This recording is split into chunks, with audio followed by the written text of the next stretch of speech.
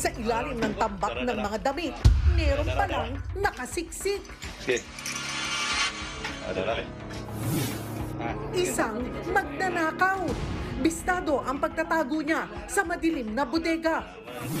Kung paano siya na-corner ng mga pulis, abangan maya-maya lang.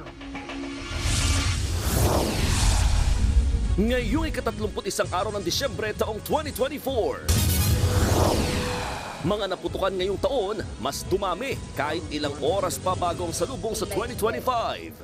Karamihan, mga nadadali ng boga at iba pang illegal na paputok na ibinibenta online. Sa kabila ng mga napuputulan ng mga daliri, marami pa rin nagla-last minute paputok shopping sa Bukawi, Bulacan. Malaking bahagi ng bansa kabilang ang Metro Manila, magiging maulan ang salubong sa bagong taon. Malagim na trahedya bago matapos ang 2024. 5 batang magpipinsan patay sa sunog sa Tondo. News 5 Exclusive. Mga batang tirador sa pool sa CCTV nang pasukin ng isang boarding house sa Davao.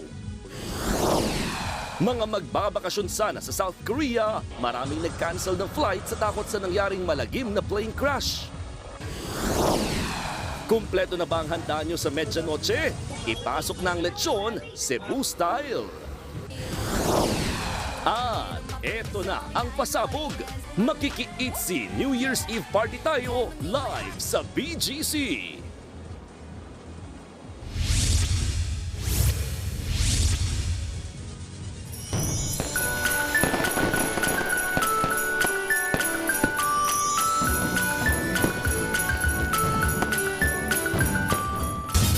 Nakabantay ang buong puwersa ng News 5 ngayong huling araw ng 2024 para sa mga mabibiktima ng paputok. Nasa East Avenue Medical Center sa Quezon City, si Mayan Los Baños. Habang nasa Jose R. Reyes Memorial Medical Center naman sa Maynila, si Camille Samonte. Sa mga mag-New Year naman sa Luneta, naroon si Maricel Halili. Habang ready to party na rin ang mga kapatid natin sa Tondo, Maynila kasama si Gio Robles. Kung may K-pop naman ang party sa BGC, kung saan naroon si Brian Basa. Ihatid naman ni Ian Suyo ang sitwasyon ng mga humahabol bumili ng mga paputok sa Bukawi, Bulacan. Si Carrie Cator ang nakabantay sa Divisoria para sa mga namimili pa rin ng prutas at iba pang pampaswerte. At si John Aroa naman ang magpapatakam sa atin sa bentahan ng sikat na lechon Cebu. Ilang oras na lang, 2025 na.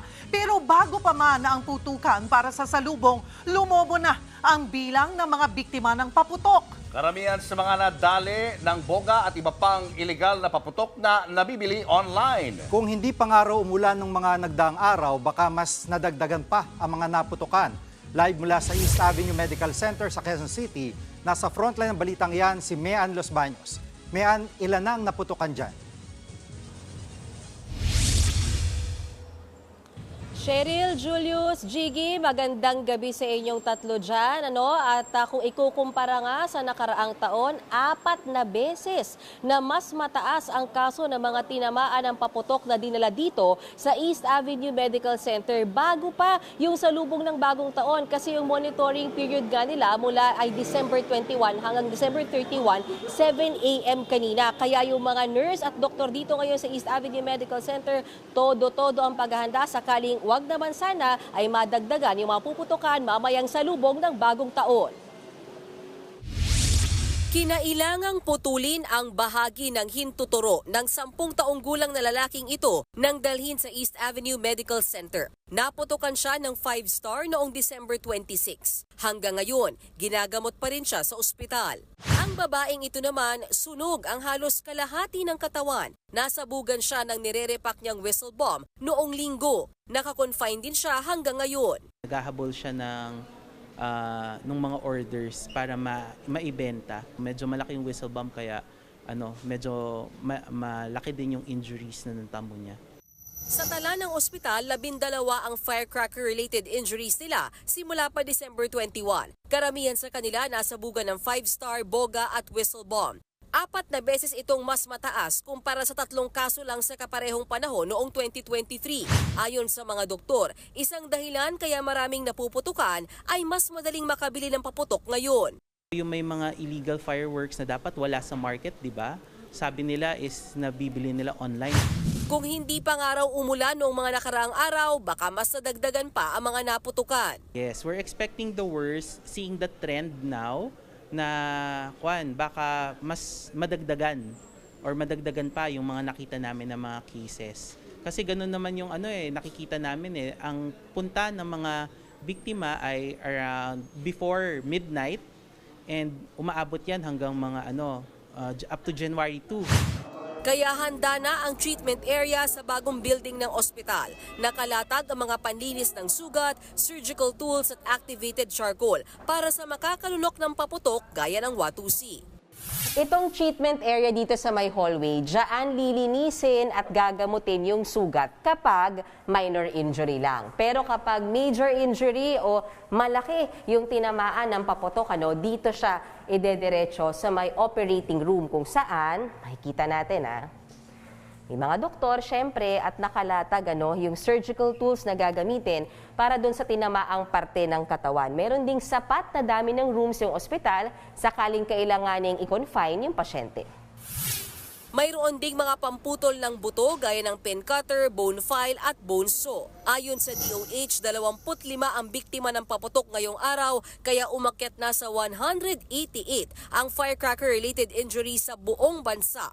Naniniwala rin ng DOH na ang talamak na bentahan ng paputok online ang dahilan kaya mataas ang kaso. Problema yung online kasi, ang hirap kabulin. Ang bilis kasi tsaka ang daling gumawa ng mga ganyang page or website. Patuloy raw ang pagsawata ng PNP Anti-Cybercrime Group sa mga online seller ng paputok.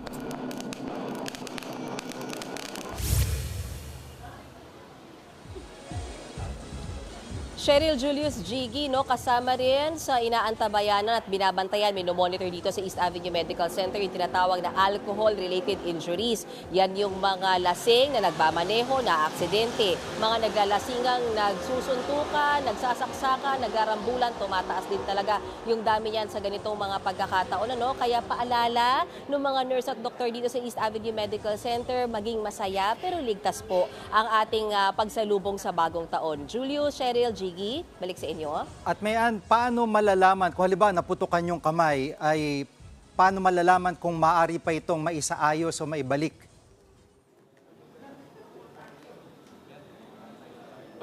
Gigi, kasama ko ngayon si Dr. JP Ner, ang ating very reliable spokesperson ng East Ave. Ang pinapatanong po ni Gigi, paano malalaman kung kaya pa bang maibalik yung naputol na daliri? Ang makakapagsabi nun yung mga doktor. Kaya ang importante, yung mga naputol na bahagi ng katawan ay madala nila kasama ng pasyente sa hospital para ma-assess agad ng mga doktor kung pwede pa siyang ikabit or hindi. May pag-asa namang makabit pala, Dok. Oo, may pag-asa naman makabit. Kailangan lang i-assess. Okay. Better yet, huwag matanggal sa katawan. Better, wag na po tayong gumamit ng paputok para hindi po maputol. Tama. Okay, Cheryl, Gigi, Julius, bigyan natin ng pagkakataon bumati ang ating mga frontliners na hanggang bukas pa at sa mga susunod na araw pa duty dito sa East Avenue Medical Center. 1, 2, 3. Happy New Year! Happy New Year sa inyo dyan sa studio, Cheryl, Gigi, at Julius at sa mga nanonood. At see you po mamaya sa Salubong 2025. Maraming salamat, Mayan Los Baños, at Happy New Year din po sa inyo dyan. Handang-handa na rin na ang Jose R. Reyes Memorial Medical Center sa Maynila para sa posibleng pagdami ng mga biktima ng paputok sa salubong sa bagong taon. At live mula sa JRRMC, nasa frontline ng balitang yan, si Camille Samonte. Camille, kumusta dyan?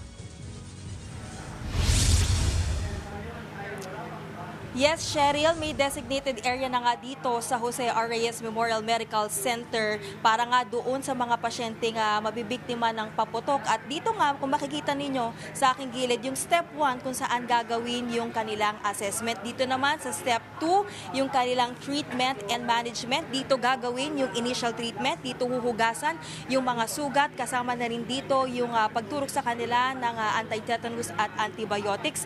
Pati mga operating rooms, nakahanda na rin para sa mga pasyente na malala ang matatamo nilang sugat mula sa mga paputok.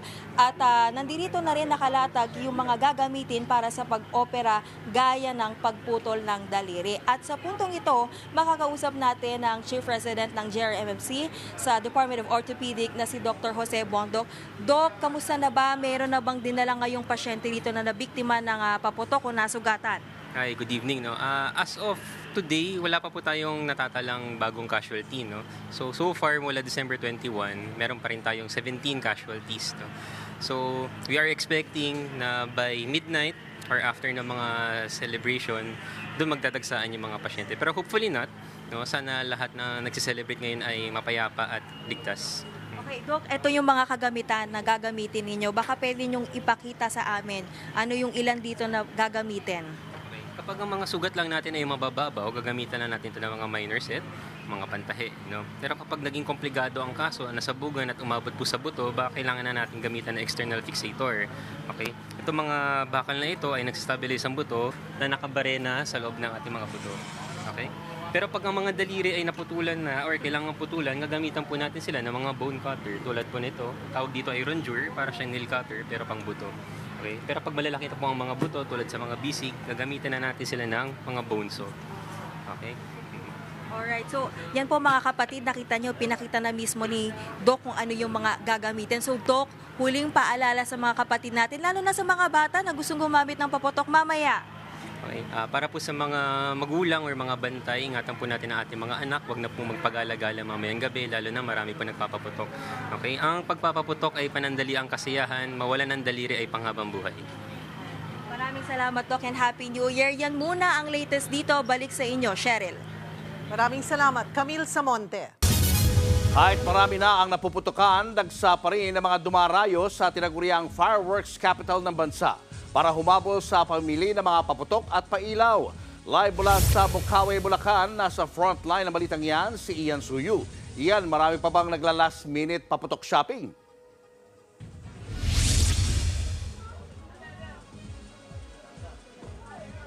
Julius, time check tayo, 6:42 na po ng gabi pero marami pa rin sa ating mga kapatid ang dumadayo dito sa Bukawi, Bulacan para humabol at makabili ng mga paputok na gagamitin para sa pagsalubong sa bagong taon.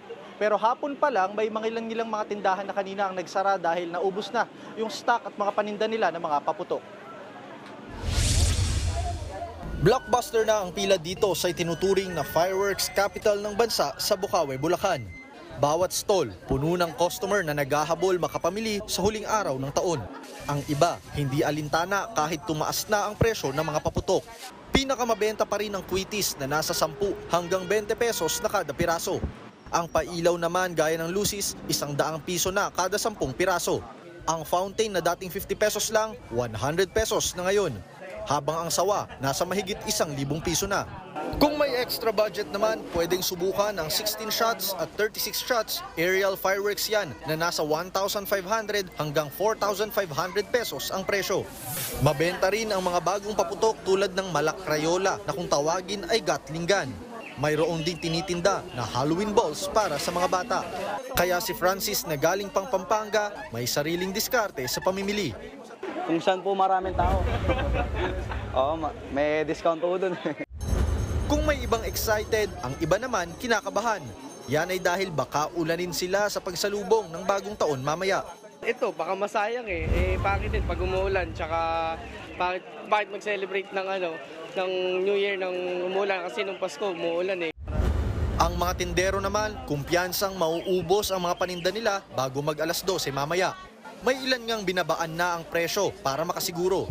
Medyo binabaan namin sir kasi para sabi nung boss namin, para lahat ng mga kapwa natin makagamit. Kasi hindi naman lahat may kakayahan bumili. Dahil dagsa pa rin ang mga tao, maigting pa rin ang seguridad sa lugar.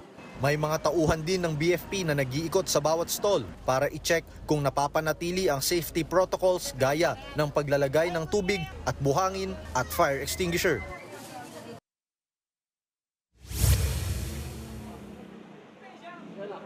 Julius, sa ngayon nga, less than 6 hours na lang magpapalit na tayo ng taon, pero kitang-kita nyo naman sa aking likuran, napakarami pa rin ng mga kapatid natin na humahabol para mamili ng mga paputok. At sabi nga nila, karamihan sa mga nauubos dito ay yung mga quitties at yung mga fountain kasi nga mas affordable ito. Pati yung mga lucis na hilig daw gamitin ng mga bata. Pero dahil medyo makulimlim, nakausap natin yung isa sa mga tindero dito, matagal na nagtitinda dito, si Sir Willie.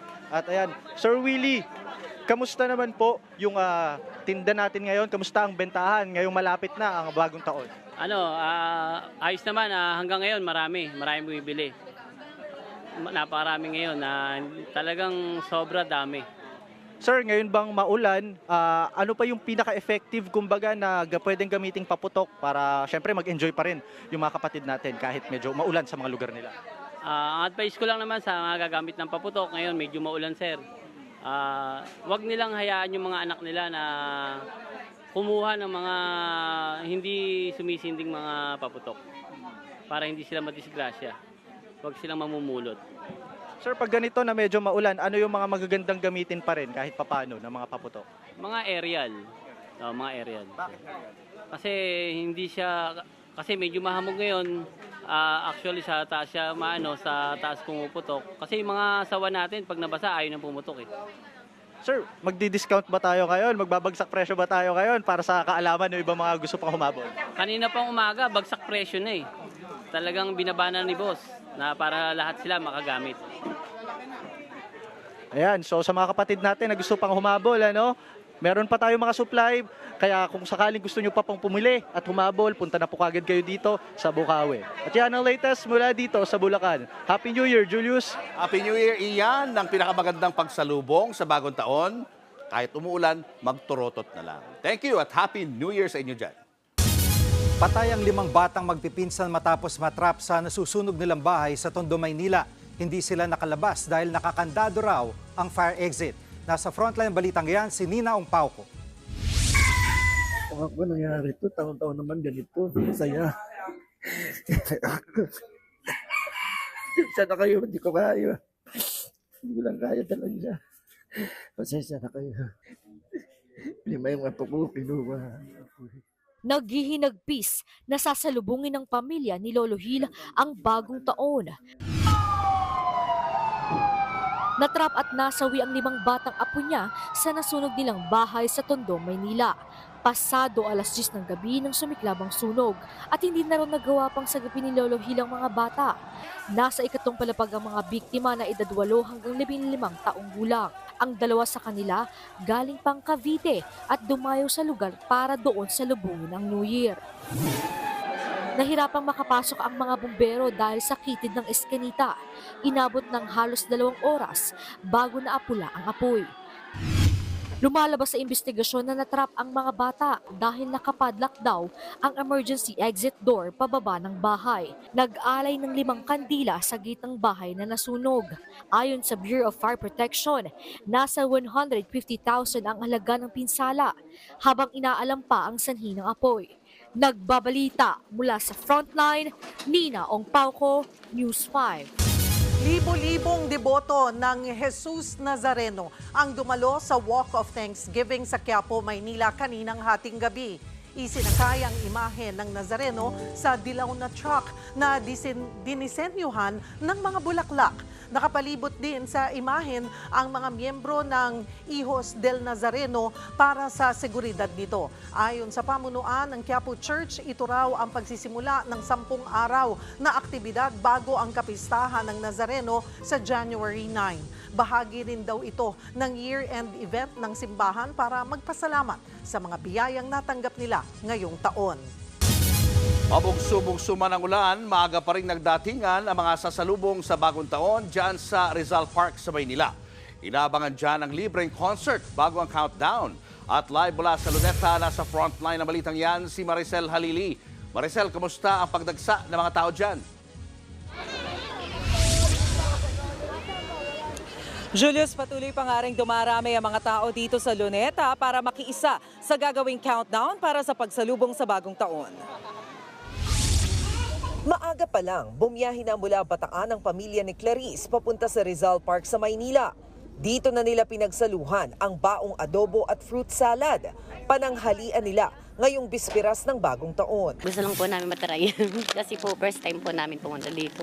Meron ding foreign tourists na ini-enjoy ang tirik na araw. Because in our country is winter time now, it's very cold, and each year we come in tropical country in January months, end of December.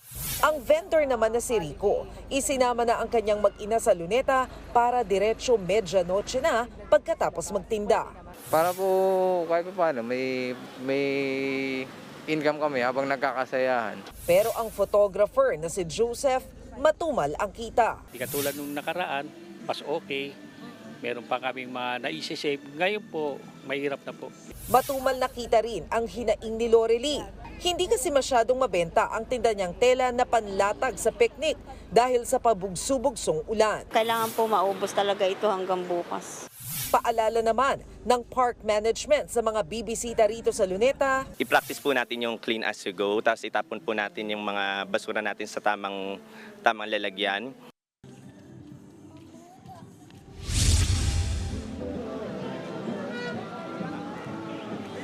Julius, alas 8 ngayong gabi magsisimula ang concert dito sa Luneta. Dire-diretso na yan hanggang mamayang midnight para sa countdown at sa fireworks display. Kaya ngayon pa lang makikita na natin yung mga kapatid natin kanya-kanya ng latag ng kanilang mga tela para magsagawa ng medianoche dito sa Rizal Park. Kaninang tanghali nasa 3,000 lamang yung bilang ng park management ng mga individuals na nagpunta dito. Bigla itong sumampa sa 21,000 ngayong alas 6 ng gabi at inaasahang pwede pa yung umabot ng 80,000 mamayang countdown basta manatili lamang na maayos ang panahon. Julius? Maraming salamat at Happy New Year, Maricel Halili.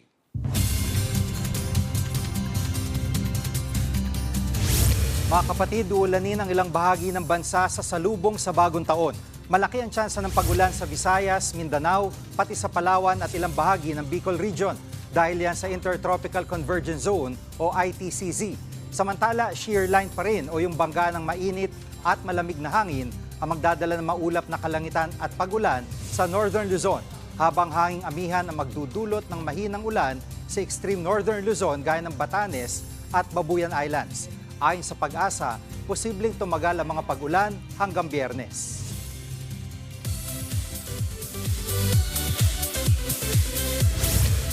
Narito na ang mga pasabog na showbiz balita ngayong last Friday ng 2024. Bumwelta si Andrea Brillante sa mga nagsabing baka retokada siya. Sa isang TikTok video, pinost ni Blythe ang comment ng netizen na baka raw nagpa-plastic surgery siya. Sinamahan niya ng aktres ng compilation ng mga picture niya noong 9 years old. Sagot niya, pretty since day one, baby. Maganda raw siya, meron man o kahit walang makeup. Matatandaang si Andrea ang nanguna sa Most Beautiful Faces of 2024 ng foreign website na TC Candler. Noong isang taon, pang-16 siya sa ranking. Aminado si Bossing Vic Soto na malaking adjustment ang pinagdaanan niya para sa 2024 MMFF Second Best Picture na The Kingdom. Sa interview kay Bossing ng programang Ted Filon, DJ Chacha sa 2FM, naikwento niyang nag-martial arts training siya ng isang buwan para sa fight scenes. Nakarelate din daw si Bossing sa kanyang karakter bilang isang amang kailangang sumabay sa panahon. In real life, may 2 young kids pa si Bossing sa kanyang wifey na si Pauline. Masasabi ngang naging successful ang first venture niya sa serious acting. At si Bossing, tilang may pahaging pa sa part 2 ng The Kingdom. Tinanggap ng mga tao at sabi ko nga sa sarili ko, ito yung award na pinakamataas na natanggap ko, yung mga reviews ng ating mga kababayan. Abangan ninyo ang susunod na kabanata ng kaharian ng kalayaan. Sa mga hindi pa nakakapanood, palabas pa rin po ang The Kingdom sa mga sinehan nationwide. Susunod, News 5 exclusive, tenant ng isang boarding house sa Davao City nasa lisihan ng mga batang kawatan. Marami pa rin humahabol sa pamimili para sa medianoche. Sitwasyon sa Divisoria, sisilipin natin live. At ano-ano kaya ang binamanifest ng mga sikat para sa 2025? Abangan ang lahat ng yan sa pagbabalik ng Frontline Pilipinas.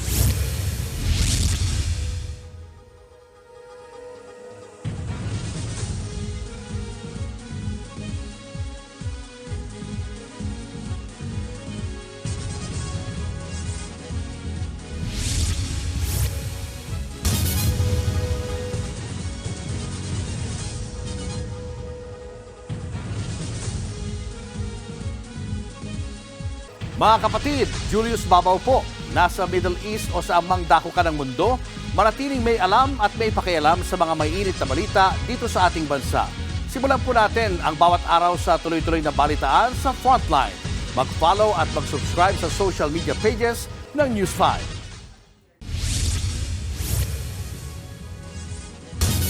Sa pool sa CCTV ang pagnanakaw sa loob ng boarding house sa Davao City. Ang mga salarin, mga minor de edad. Nasa frontline ng balitang yan, si Bril Montalvo, exclusive.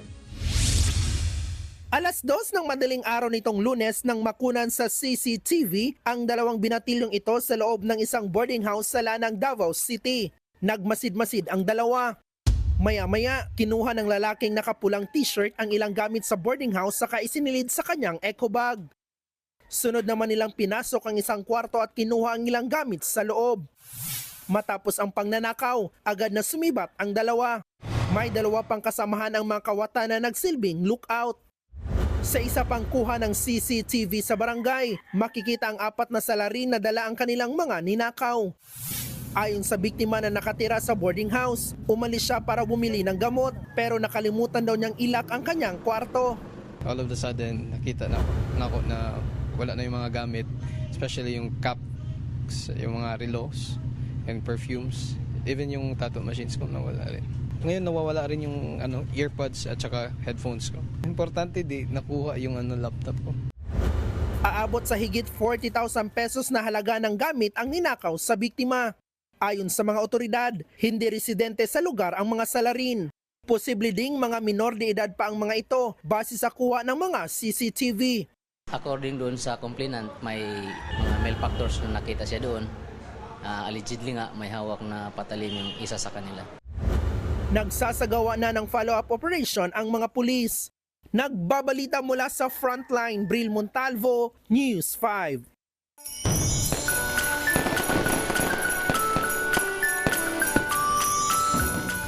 Ilang oras bagong salubong sa bagong taon, marami pa rin naghahabol na makapamili sa Divisoria ng panghanda sa Medianoche at Pampaswerte sa New Year.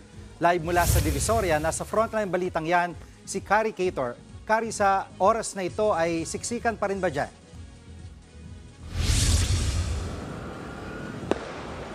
Jiggy, mukhang hindi na talaga mawawala sa mga Pinoy ang pagla-last minute shopping. Kahit kasi nagkakaubusan na ng mga bilog na prutas dito, maya't maya ay may mga dumarating pa rin talaga na humahabol mamili kahit paunti-unti. Laking pasasalamat naman daw ng mga nagtitinda na gumanda na ang panahon ngayong araw kumpara kahapon. Masaya raw silang kahit paano ay mas marami na nakikita. Kung isa naman kayo sa mga mamimili pa lang ng mga paswerte na bilog na prutas, ang iso lang na may ilang bahagang nataas presyo. Kabilang dyan ang kiwi na 50 pesos na kada piraso mula sa 100 pesos na 3 piraso na kahapon. Ang persimmon, 50 pesos na, mas mahal ng 10 piso. Wala naman daw paggalaw sa karamihan ng mga prutas. Sa halagang 50 pesos, makakabili na ng 1 kilo ng dalandan o kaya ilang piraso ng lemon, peras, mansanas at orange. 100 pesos naman ang kada piraso ng melon at pakwan, habang nasa 200 hanggang 300 pesos ang kada kilo ng grapes, depende sa klase. Pero ang ilang mamimili hindi na raw talaga kayang kumpletuhin isang dosenang bilog na prutas gaya ni Auntie. Ngayon na lang daw siya nakapamili dahil hintay na pa ang sahod. Ayon naman sa ibang nakausap naming mamimili dito sa Divisoria, start raw nila 1-2 prutas lang kada klase ang ibili nila para makumpleto pa rin ang sinasabing pampaswerte sa bagong taon. Ziggy. Maraming salamat, Carrie Cator. Hindi magpapahuli sa masayang countdown sa 2025 ang mga taga-Tondo sa Maynila. At live mula sa Tondo, Maynila, nasa frontline ng balitang yan si Gio Robles. Gio, party mode na ba dyan?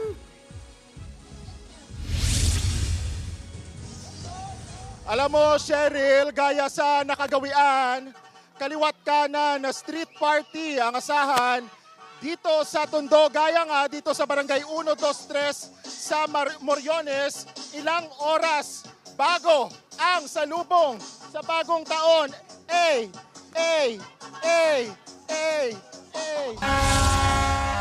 Lakas maka-good vibes sa mga batang Tondo na inabutan namin kanina.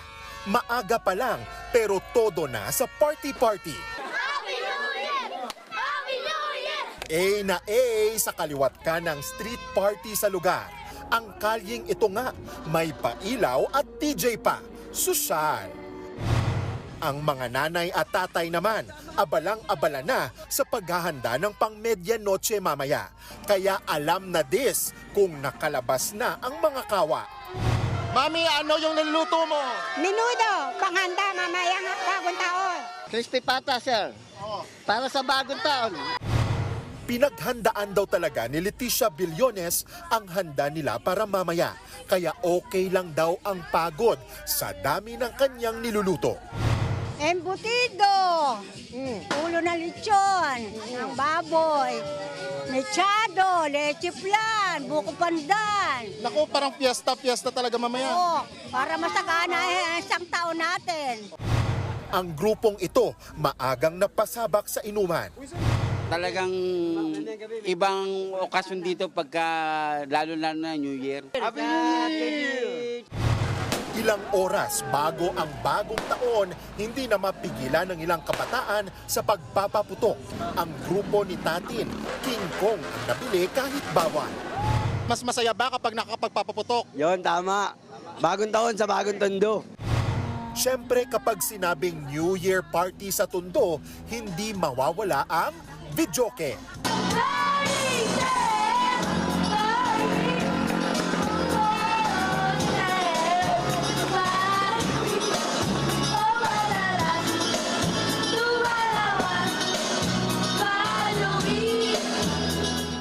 Sa barangay 123 sa Moriones.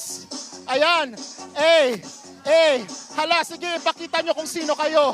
Alam mo, Cheryl, umulan kanina, pero tumigil din at sana magtuloy-tuloy na nga dahil yung party dito sa Tondo ay buong magdamaga na. Bukod nga sa street party, may mga costume party, may mga palaro na paandar. Yung mga kapatid natin dito sa Tondo, Happy New Year! New Year! Balik sa'yo, Cheryl. Happy New Year dyan sa mga kapatid natin sa Tondo, Maynila. Maraming salamat, Gio Robles.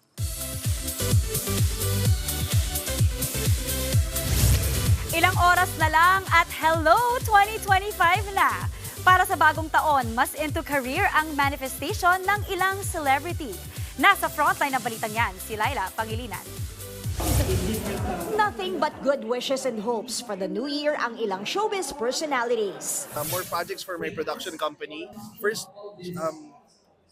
TV series co-production ko to. And super excited. We're gonna be shooting in Europe.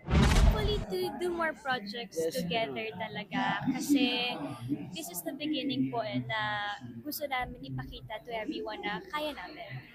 If given the chance lang talaga, we will deliver. Lahat po ibibigay namin. At base sa kanilang manifestations for the new year, mukhang mas magiging masigla ang entertainment industry. I guess more good projects, more time with my kids, my husband, and we'll see.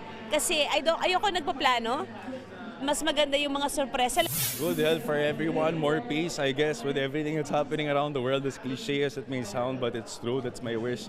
And siguro to get ready for one of the projects. I just have one project so far in line that I'm mentally and physically preparing for as early as now. So. Ang ilan naman, mas personal ang hiling. That it'll be the greatest year ever for everyone, for you and me and all the people who are close to your heart. This year, naka-survival mode ako. So, I always pray to God na i-turn off na yon and just to be happy and just to go with the flow. Ano pa man ang gusto nating i-manifest for 2025, lahat naman yan ay posible. Basta samahan natin ang dasal at hard work.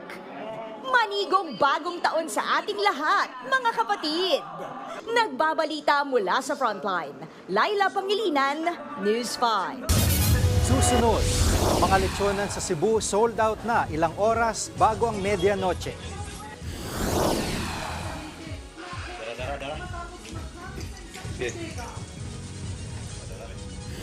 At Squid Game actor Park Sung-hoon nag-sorry matapos ma-share ang malaswang parody ng hit series. Yan at iba pa sa pagbabalik ng Frontline Pilipinas.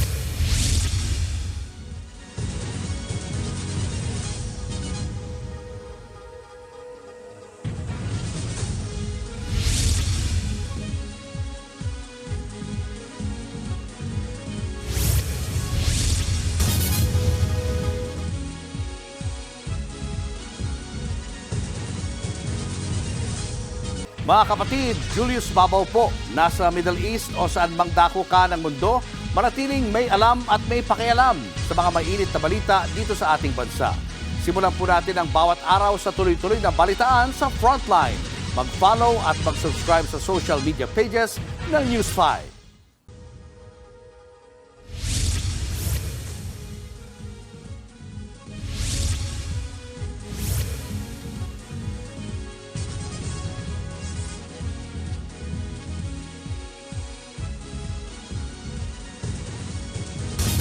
Walang kawalang isang lalaking nanloob umano sa ilang bahay sa Southern Leyte. Nagtago pa siya sa mga kumpol ng damit pero nabisto pa rin. Nasa frontline balitang yan si Ian Suyu. Pinasok ng mga pulis ang madilim na bodegang yan sa Macrohon, Southern Leyte. Diyan sinasabing tumakbo ang isang magnanakaw na nanloob sa katabing bahay. Nang iangat nila ang kumpol ng mga damit sa sulok, doon na nahuli ang nagtatagong suspect. Lumalabas na nagpalipat-lipat na sa ilang bahay sa compound ang suspect bago nahuli. Nabawi sa kanya ang nanakaw na wallet na naglalaman ng mga ID, ATM card, pera at mamahaling wireless headset. Itong suspect natin is si Bibisma. Marami nang nagkima ang mga tindahan din sa Barangay Lechon. Ngayon nga, naimingan siya na nakita ng may-ari na kanyang biniktima ngayon. At hindi siya nakatakas kasi parang yung compound na yun is magkatabi lang yung mga bahay at may hirapan siyang makalabas. Sinampahan na ang suspect ng reklamong robbery. Nagbabalita mula sa Frontline, Ian Suyu, News 5.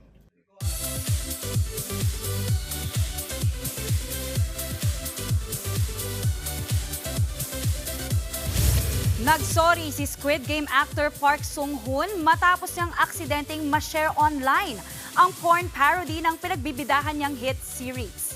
Sa inilabas sa statement ng BH Entertainment, maging si Sung-hoon daw ay nagulat. Mas magiging maingat na raw ang aktor sa susunod para hindi na ito maulit. Agad ding binura ng aktor ang nasabing IG story. Pero kumalat na yan online kaya kaliwat kanan ang pangbabash kay Sung-hoon. Nagkataon kasi nangyari yan habang nagluluksa ang buong South Korea sa nangyaring plane crash. Una nang nakatanggap ng kritisismo ang Squid Game 2 sa karakter ni Sung-hoon bilang trans woman. Giit kasi ng netizens bakit hindi na lang mag-cast ng totoong trans woman.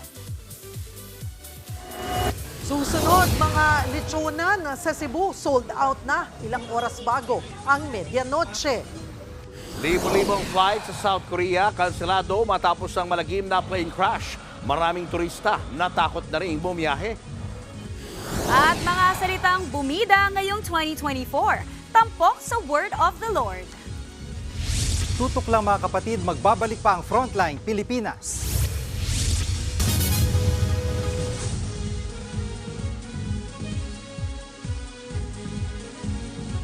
Mga kapatid, Jiggy Manikad po, nasa Middle East o saan mang dako ka ng mundo manatiling may alam at may pakialam sa mga mainit na balita dito sa ating bansa. Simulan natin ang bawat araw sa tuloy-tuloy na balitaan sa Frontline. Mag-follow at mag-subscribe sa social media pages ng News 5.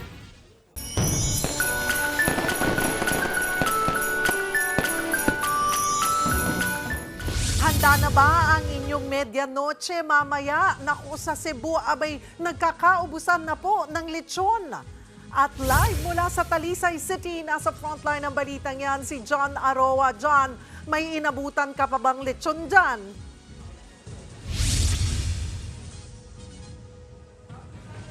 Naku. John? Wala kang audio. Ayan, nakamute. Opo. Ayun. Cheryl, patok nga sa mga Cebuano ang lechon, kaya nga nagkaubusan na. Dito nga sa likuran ko, sa Inasala Food Park, sa Talisay, ay maagang nagsiuwian yung mga tindero at tindera dahil wala na silang maibentang lechon. Ito na yung ikatlong inikutan natin na lechonal dito sa Cebu at lahat sila pare-parehong sold out. Ang bida sa medianoche, lechon. Simbolo kasi yan ng kasaganaan.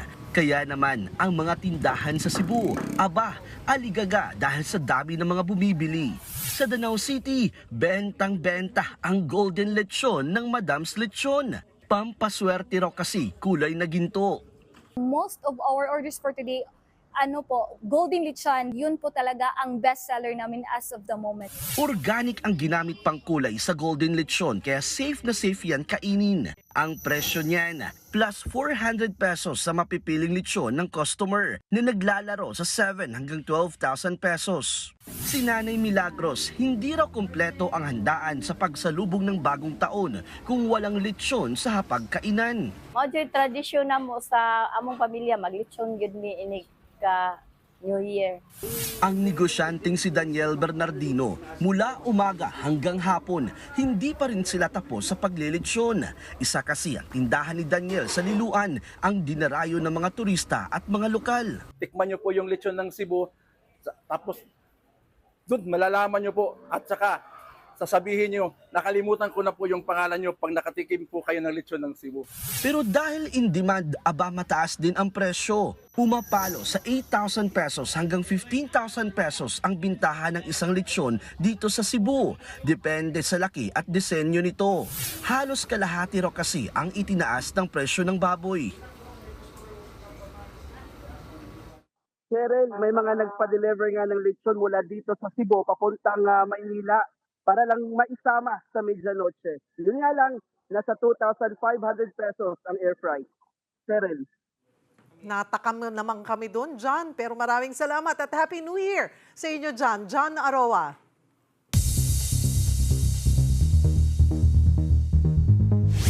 Kanselado ang libo-libong flight sa South Korea matapos ang plane crash na kumitil sa buhay ng halos 200 tao. Base sa datos, 68,000 na domestic at international flights ang nakansela. Ayon naman sa ilang travel agency, mismong ang mga biyahero na rin ang hindi tumuloy sa kanilang mga biyahe sa takot sa nangyaring trahedya. Pinag-utos na rin ni South Korea Acting President Choi Sang-mok ang emergency and safety inspection sa lahat ng airline operations sa bansa. Linggo nang sumalpok at sumabog ang eroplanong galing Thailand sa Muan International Airport dahil sa bird strike. 179 ang patay. Susunod, live tayo makiki-countdown sa 2025 kasama ang K-pop girl group na ITZY. At sa Word of the Lord, ano-ano mga salitang hindi natin makakalimutan ngayong 2024. Marami pa kayong mga balitang dapat malaman sa pagbabalik ng Frontline Pilipinas.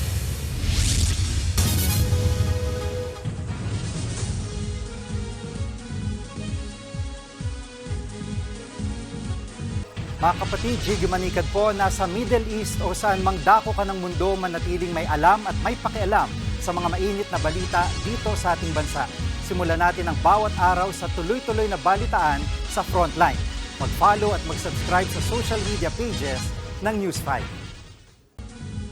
5, 4, 3, 2, 1, Happy New Year! Bakit nga ba wala tayo niyan? Bakit wala na tayong salita na tumutukoy sa mga nangyari sa nagtatapos na taon? Siyempre, iba pa yung salita ng taon na ginagawa ng UP Institute of Translation. Ngayon, kung ayaw nila, edi tayo na lang, ano nga ba ang 2024 Word of the Year para sa Pilipinas? Yung isang salitang sasalamin para sa 2024 sa mga nangyayaring bangayan. Ganon ako gaga... Excuse me, point of order. Ganon ako Mr. Chair. Murahan. Patayin mo. Taguan. July 18 pa raw umalis ng bansa si dating Bamban Tarlac Mayor Alice Go. Dedmahan. Hindi sila nakitang nagbatian kahit magkatabi sila sa upuan. Parinigan. Ang laban po ngayon ay puwersa ng kadiliman laban sa puwersa ng kasamaan. Murahan pa ulit. Do not give me that Pabulan. Ikaw talaga. Check katulong. Taguan ulit. Kailangan na po ng PNP na buksan ang daan. Rambulan. Nagkagulo na nang may makitang puting usok. Inakala ng mga supporter, tear gas ito. At lokohan. Saan ho ba kayo nakakita na apelidong Piatos? Meron po sa amin sa Davao, ma'am. Ano nga kaya ang akma para sa Google sa Pilipinas sa taong ito? Pinakahinanap daw na salita ay heat wave dahil nga naman sa tindi lang na italang init itong Abril at Mayo. So interesado tayo sa mga bagay na may banta sa buhay mo. Pero sunod-sunod din naman ang mga bagyo sa taon na ito. Hindi ba? Ito ang tatlo sa mga international dictionaries na pumili ng kani-kanilang mga salita para sa 2024. Halimbawa, ang sa Oxford, napili ang isang kataga na tumutukoy sa pagkabobo na dulot ng labis-labis na pagkonsumo ng basura online. Ito ang brain rot. Demure naman sa dictionary.com. Patunay na pagdating sa wika ay malaki pa rin ang impluensya ng mga TikTok influencers. Samantala, sa Collins Dictionary, ang kanilang word of the year ay brat. Pero sa pagkakataon ito, ang brat ay may positibong konotasyon. Kung si Charlie XCX daw ang tatanungin, ang brat, ang makabagong definition daw ng salitang brat ay pagiging confident, independent, pero hindi ito tumutukoy sa ugaling spoiled na batang may masamang ugali, ha? BBM o Martin Romualdez? Yun pala yun, pero yung urig na kahulugan ng brat. Para may kilala tayong ganyan. Hindi ako bratinela o spoiled brat. Di okay, sabi ko nga. So, friend na lang. Okay lang, friend? Parang isang kaibigan. Si Quago, na maraming kaibigang iba pang ibon. Na murang-mura lang naman. 10 milyong piso ang hinihingi ng Office of the Vice President para gastusan ang paimigay ng naturang libro. At hindi pusit. Na kapag nasusukol na ang pusit, ay nagaano ng maitim na tinta. Hindi masyadong nag-click eh. Kung Supra na lang, Supra. Kung may nagbanta ng Hukayin ko yung tatay ninyo. Itatapon ko siya sa West Philippine Sea. At ang galing yung ulo niya ba? And then I'll cut his head. Nako, umi-skibidi toilet na yata yan, pare ko. Kung ano na lang, kung para tapos na ang problema, para wala ng away. She may not like the content of my answer. She may not. Like swalla-la-la. Like swalla-la-la. Swalla-la-la. She may not. Like swalla-la-la. Like swalla-la-la. Swalla-la-la.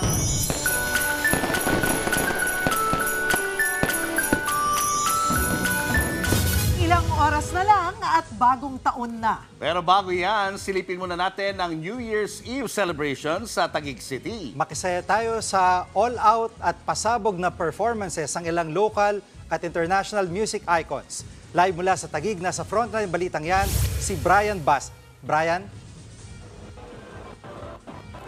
Earl Julius Dickey, handang-handa na ang mga kapatid natin dito sa Bonifacio Global City sa Taguig para sa lubungin ng 2025. Pero bago ang salubong, ilang OPM icons magpapasiklab ngayong gabi. Kasama na riyan sina Juan Carlos, Rico Blanco at Sara Geronimo. At syempre, inaabangan din ang powerhouse performances ng electric rock duo na Hon at ang K-pop girl group na ITZY. Maaga pa lang, nakapila na ang mga kapatid nating naghihiyawan sa magkabilang gilid ng 5th Avenue. Sinamantala nila ang libreng pa-concert na tiyempo sa pagsalubong sa 2025. Nako, kahit umambon kaninang hapon, hindi sila nagpatinag sa pagpila para makapwesto ng mas malapit sa stage. First come, first serve din kasi ang admission para sa libreng ticket. At dahil maraming tao, todo bantay sa lugar ang event. Bukod sa walking na yung mga tao mula sa para sa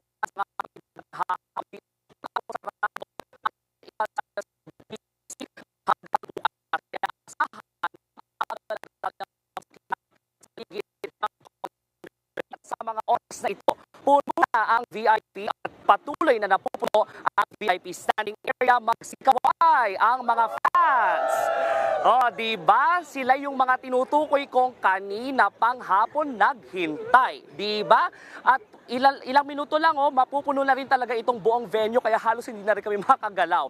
Kaya sa mga alanganin ng pwesto rito, huwag mag-alala dahil nandito ang mga higanting LED boards sa BGC. At sa mga hahabol pa mula sa ibang mga lungsod at lugar, iwasan na po ang pagdadala ng maraming gamit para hindi maging sagabal sa ibang concert goers. At huwag kalimutan ang kapote o payong sakali mang umulan na sana huwag nang mangyari. Kaya mula po sa amin ng aking magigiting na team, ang aking cameraman na si JR Canto, aking cameraman na si John Alvarez, isang masaya, manito at maalam na bagong taon. Balik sa iyo. Maraming salamat, Brian Basat. Happy New Year sa inyo dyan.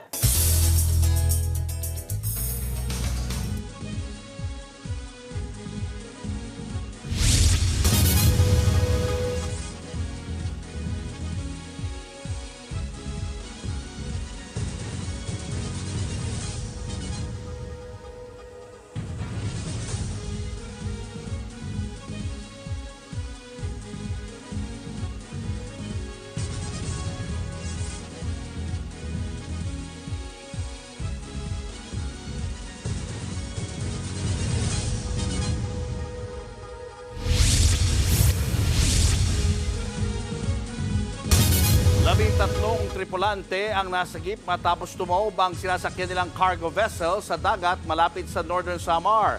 Sa kasamang palad, isa ang patay sa trahedya habang may isa pang nawawala. Nasa frontline na balitang yan, si Dave Abuel. Tulong-tulong ang mga rescuer na yan sa paghahanap sa mga tripulanting sakay ng tumaob na MV Jerling Katnes sa Lavisares, Northern Samar kaninang madaling araw. 15 sakay ng cargo vessel pero 13 na lang sa kanila ang nasagip. Isa ang nasawi habang pinaghanap pa ang isa. Kwento ng mga tripulante, hinampas ng malakas na alon ang kanilang barko habang naglalayag pasado 2:00 kahapon. Higit 12 oras din silang nagpalutang-lutang sa dagat bago nasagip. Base sa investigasyon, galing Cebu ang cargo vessel na papunta sanang San Jose, Northern Samar. May kargang 24,000 sako ng simento ang cargo vessel. Patuloy pa ang search and rescue operation ng Philippine Coast Guard para mahanap ang isa pang nawawala. Sa Batanes, 12 mangingisda rin ang nasagip ng mga otoridad. Pumulaot sila sa kabila ng masamang panahon. Sa gitna ng paglalayag, humingi sila ng tulong dahil hindi sila makausad sa laki ng alon. Sa huli, ligtas silang nakauwi sa kani-kanilang pamilya sa Basco. Nagbabalita mula sa Frontline, Dave Abuel, News 5. Naniniwala si dating Senador Franklin Drilon na pork barrel ang 100 bilyong pisong pondong siningit ng BICAM sa 2025 budget ng DPWH. May mga questionableng alokasyon din daw ang sektor ng edukasyon na pwedeng ireklamo sa Korte Suprema. Nasa frontline ng balitang yan si Mean Los Baños. Kung si dating Senate President Franklin Drilon ang tatanungin, barya lang ang ibinawas ni Pangulong Bongbong Marcos sa halos 6.33 trillion pesos na budget na pinirmahan niya para sa susunod na taon. Sa ilalim kasi ng 2025 General Appropriations Act o GAA, higit 194 billion pesos lang ang vinito o inalis ng Pangulo, kabilang ang 26 billion pesos na alokasyon para sa DPWH. Kaya kahit binawasan, higit 1 trilyong piso pa rin ang natirang pondo sa ahensya. Puna ni Drilon, mahigit 288 billion pesos ang dinagdag na pondo ng BICAM sa DPWH. Kaya kahit binawasan ng 26 billion, malaki pa rin ang natirang questionabling pera. Marami pa rin na iwan na pork barrel doon po sa DPWH budget. Insertions po ang tawag. Kaya wala masyadong pagbabago. Kahit si dating Finance Undersecretary Chelo Magno, kinwestiyon ang maliit na kinalta sa budget ng DPWH. Parang pakonsuelo de bobo lang po talaga yung ginawa ng presidente na kunwari hinimas-himas yung budget at kunwari ay responsive. Samantala, pinuna rin ni Drilon at Magno ang alokasyon sa education sector. Sa ilalim kasi ng konstitusyon, dapat edukasyon ang may pinakamalaking alokasyon sa taunang budget. Pero sa 2025 budget, mas malaki ang 1 trilyong binigay sa DPWH kumpara sa 737 billion pesos lang sa DepEd. Lumaki lang ang alokasyon sa education sector nang isama sa computation ang binigay na pondo sa CHED, TESDA, state universities and colleges, pati ang pondo ng ibang eskwelahan eskwelahan gaya ng Local Government Academy, Philippine Public Safety College, National Defense College, at maging Philippine National Police Academy at Philippine Military Academy na pare-parehong nasa ilalim dapat ng DILG at Defense Department. Tingin ni Drilon, pinilit lang isakay sa budget ng edukasyon ang mga ito para hindi ma-question ang constitutionality ng 2025 budget. Pwede po yan na issue na dadalhin sa Korte Suprema. Dahil ngayon ko lang narinig yan. Traditionally, Una nang sinabi kahapon ni Executive Secretary Lucas Bersamin na naaayon sa saligang batas ang pinirmahang budget ng Pangulo. Kaya kumpiyansa silang harapin sa korte ang anumang petisyon para questionin ang legalidad ng GAA. Nagbabalita mula sa Frontline, Mean Los Baños, News 5. Naniniwala ang Department of Foreign Affairs na posibleng may iniindang problema sa pag-iisip ang OFW na suspect sa pagpatay sa anak ng kanyang amo sa Kuwait. Ayon kay DFA Undersecretary Eduardo De Vega, hindi pa nakakausap ng mga tauhan ng Philippine Embassy ang inarestong OFW dahil sa protocol. Pero na-contact na ng Overseas Workers Welfare Administration o OWA ang kanyang pamilya dito sa Pilipinas. Ayon kay De Vega, 2015 pa nagtatrabaho ang Pinay sa Kuwait. Malinis din ang kanyang record. Kaya nagtataka sila kung bakit nagawa niyang ilagay sa washing machine ang anak ng amo. Binawian ng buhay kalaunan sa ospital ang bata. Maaring depressed siya, maaring maaring may mental issue, maaring may problema sa amo, maaring ma-death penalty yung kaso. Pero of course, patakaran ng gobyerno na gawin lahat ng paraan para maiwasan na mga kababayan natin ay masilya elektrika o mabitay sa ibang bansa. Nairehistro na bilang Filipino citizens sa mga anak ng mga Pinay na ginawang surrogate mothers sa bansang Cambodia. Ayon kay Foreign Affairs Undersecretary Eduardo De Vega, agad na irehistro sa embahada ang 3 sa mga sanggol na mga Pinay bago pa man sila nakabalik ng bansa. Nagbubuntis pa lang ang 10 sa mga Pinay. Nasa pangangalaga na ng Department of Social Welfare and Development ang mga ito. Hindi pa raw alam ng kanilang mga pamilya na ginawa silang mga surrogate mothers sa Cambodia. Sabi pa ng DFA, mananatili sa pangangalaga ng mga Pinay ang kanilang mga anak. Kasama rin yun sa Royal Pardon, no? Kung bakit tayo binigyan ng Royal Pardon, aalagaan nila, hindi na ibibenta. Kasi kung tatatuin ng mga nanay bilang parang commodity, edi surrogate ito. Ngayon, sinabi natin, at tinanggap ng mga kababayan natin na lahat sila alagaan ng anak nila. Dumami ang mga may sakit sa puso, nagka-stroke at hika ngayong holiday season. Base sa datos ng Department of Health, mula sa 12 kaso ng stroke nitong December 23, mabilis siyang umakyat sa 103 kaso kahapon. 2 sa mga itong nasawi. Nasa 62 naman ang kaso ng acute coronary syndrome o sakit sa puso, kung saan may isa nang namatay.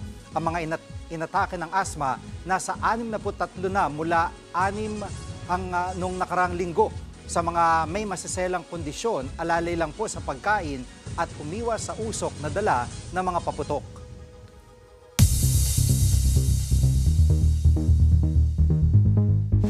Kakaiba ang trip ng isang flight passenger sa Amerika nang buksan niya ang emergency exit door ng eroplano at umupo sa pakpak nito. Sa video, makikitang chill pang naglalakad ang babae habang sa makarating ang pakpak o sa pakpak ng eroplano. Umupo siya dyan at kumaway pa sa mga empleyado ng paliparan. Kakalapag lang sa Washington ng eroplano nang mangyari ang insidente. Agad namang ibinaba ng mga rescuer ang babaeng pasahero saka dinala sa ospital para masuri. Base sa investigasyon, hindi napansin ng staff ang biglaang paglabas ng babae. Kinabahan daw ang pasahero kaya nagmamadali siyang makalabas ng aircraft.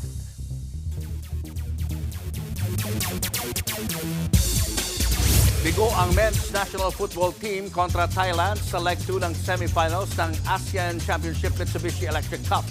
Mabot sa extra time ang laro bago napatakob ang ating mga pambato sa score na 3-1. Muntik nang matapos ng maaga ang laban dahil naka 2 points ang Thailand sa regulation time. Pero nakascore si Bjorn Christensen sa 84th minute kaya kinailangan ang extra time.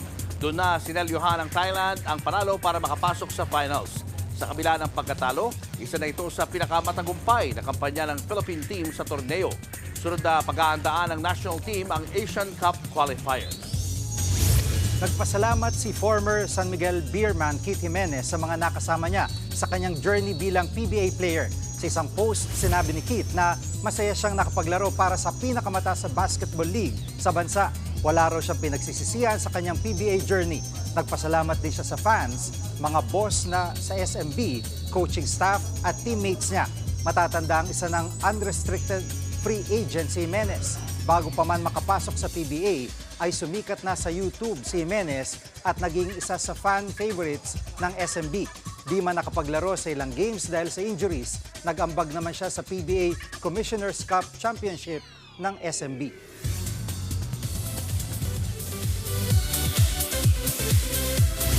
Mukhang going strong ang relasyon ni na Atong Ang at Sunshine Cruz. Spotted ang dalawa sa isang kasalan.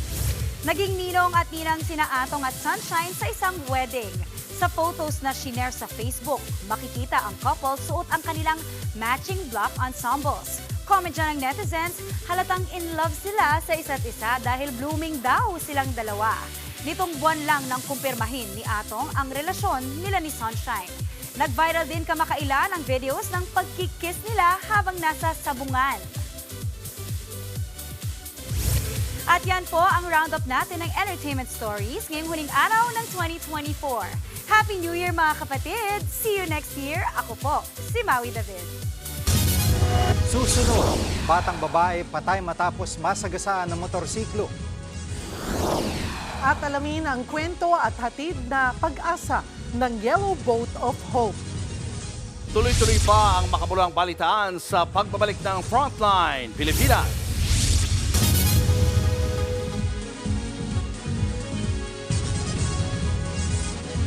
Mga kapatid, Cheryl Cosing po. Nasa Estados Unidos, Canada o saan man dako ka ng mundo, manatiling may alam at may pakialam sa mga maiinit na balita dito sa ating bansa. Simulan natin ang bawat araw sa tuloy-tuloy na balitaan sa Frontline. Mag-follow at mag-subscribe sa social media pages ng News 5. Patay ang 6 na taong gulang na batang babae matapos masagasaan ng motorsiklo sa Buena Vista, Quezon. Base sa investigasyon, binabagtas ng rider ang kalsada sa Barangay Bukal nang biglang tumawid ang bata. Hindi na raw nakapagpreno ang rider kaya nasa pool niya ang biktima. Sunod pang nabangga ng motor ang isang food cart na may panindang lugaw. Isinugod ang bata sa ospital na may sugat sa ulo at katawan pero binawian siya ng buhay kalaunan. Nakakulong na ang nakasagasang rider. Sinampa na siya ng reklamong reckless imprudence resulting in homicide.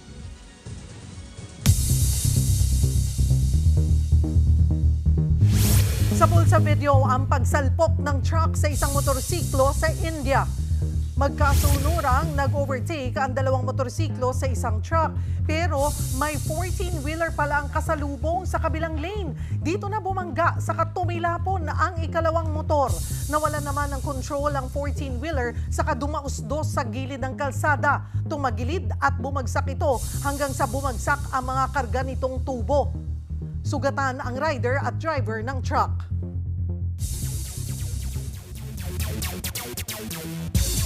Posibleng isang sindikato raw ang nasa likod ng pagnanakaw sa bahay ng mga atleta sa Amerika. Ayon ito mismo sa Federal Bureau of Investigation. Isa sa mga pinakabagong biktima ng nakawan ay si Dallas Mavericks superstar Luka Doncic. Tingin daw ng FBI, minomonitor ng mga kabataan ang social media at ang mga atleta. Sumasalakay sila kapag nakita nilang nasa malalayong lugar ang mga ito. Nagbabala ang FBI sa mga atleta na iwasan ang direktang konfrontasyon sa mga magnanakaw at tumawag na lang sa mga otoridad kung mahuhuli nila ang mga ito. Gumawa ng panibagong record si NBA superstar LeBron James kasabay ng kanyang 40th birthday kahapon. Si King James pa lang ang natatanging player na naglaro sa liga mula sa teenage years hanggang sa 40s. 19 years old lang si LeBron nang unang maglaro sa NBA. Mula noon ay tuloy-tuloy na ang pagpapakitang gilas niya sa laro. Nagwagi na siya ng 4 na NBA championship, 4 na Most Valuable Player Award at 20 All-Star appearances. Nang matanong kung nalalapit na ba ang kanyang retirement, sinabi ni LeBron na kaya pa raw niyang maglaro hanggang 5 o 7 taon.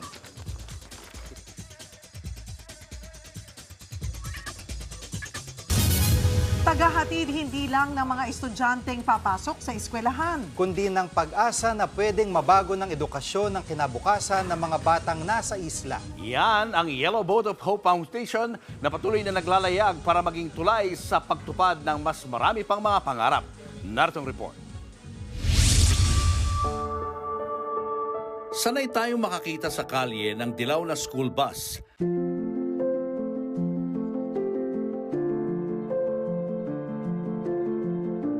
Pagdating naman sa mga baybaying lugar ng Pilipinas, naglalayag. Ang mga kung tawagin ay Yellow Boat of Hope.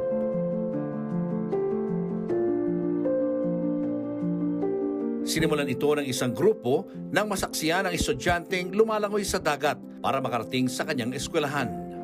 So, akala niya mga basura to. So sabi niya, grabe, ang dumi naman dito. So as the boat was approaching the shore, nakita niya, hindi pala to garbage. Actually, these are kids holding one bag, one hand holding a plastic bag, and the other hand using to swim. So, nalaman niya that they were going to school. So when he asked more about it, yun pala, it's a daily practice.